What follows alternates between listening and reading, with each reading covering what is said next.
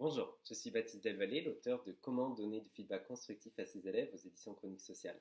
Aujourd'hui, je voudrais vous parler d'une distinction importante à apporter lorsque vous donnez du feedback à vos élèves, justement, pour le rendre constructif. Cette distinction, c'est la distinction entre l'élève et son travail. Très souvent en français, on a tendance à parler de l'élève lorsqu'en fait on veut parler du travail. Ainsi, par exemple, vous allez dire Marc est très bon en table de multiplication. Ou alors quelque chose de plus négatif et un peu moins sympa, l'art n'est pas le point fort de Marc. Cette manière de s'exprimer est très problématique. Pourquoi? Parce qu'elle fige l'élève, en l'occurrence Marc, elle le fige dans un état qui semble ne pas évoluer puisque ça semble être intégré dans la personne, ça semble être inhérent à la personne, à l'élève duquel vous parlez. Ainsi, si je dis Marc est très bon en table de multiplication, vous parlez de Marc à ce moment-là. Vous ne parlez pas du tout de son travail en mathématiques, vous parlez de Marc. Il est donc très bon, voilà, c'est fait, c'est dit, il est né très bon, on a l'impression que c'est inné. Dans le côté positif, ça peut avoir un effet flatteur, même si en réalité ça a également des effets pervers sur lesquels je reviens dans mon livre. Mais vous imaginez bien que si on fait l'effet inverse, Marc n'est pas bon en table de multiplication, ça a un effet très négatif. Pourquoi? On est en train de dire, lorsqu'on dit ça, que Marc est de manière inhérente mauvais en table de multiplication. C'est inné, c'est comme ça. Il ne peut rien faire, il est mauvais en table de multiplication. Pareil, lorsque j'ai dit tout à l'heure l'exemple, l'art n'est pas le point fort de Marc, on est en train de dire que c'est comme ça ne changera jamais. Marc n'est pas bon en mathématiques, n'est pas bon en art, voilà, il n'y a rien à faire.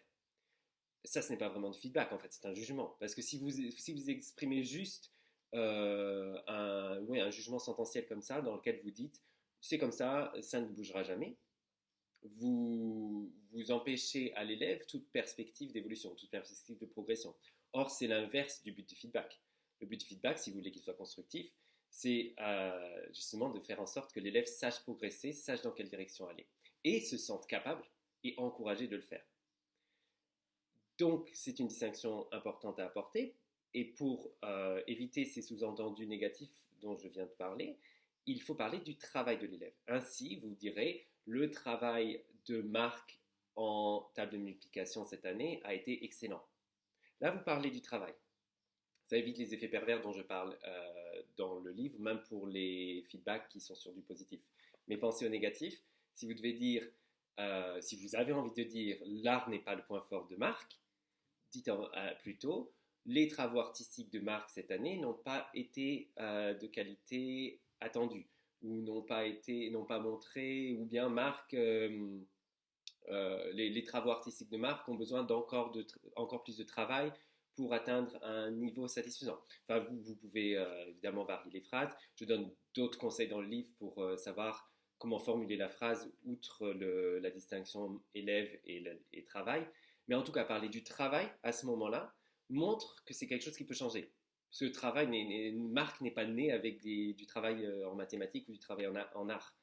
Ainsi, lorsque vous parlez du travail, l'élève se sent encouragé que d'accord, ok, mon travail a besoin de changement, ou alors mon travail est satisfaisant, ou mon travail a besoin de progresser, mais c'est mon travail. Moi, je peux le faire. Je suis une personne qui a les capacités de changer ce travail. Le travail, ça rend la chose à changer externe. Et c'est effectivement le cas de toute façon. C'est externe à la personne, ce n'est pas inhérent à la personne. Voilà un petit aperçu que j'explique beaucoup plus en détail avec beaucoup plus de conseils sur comment faire cette distinction entre le travail de l'élève et entre l'élève lui-même lorsqu'on parle ou lorsqu'on écrit son feedback.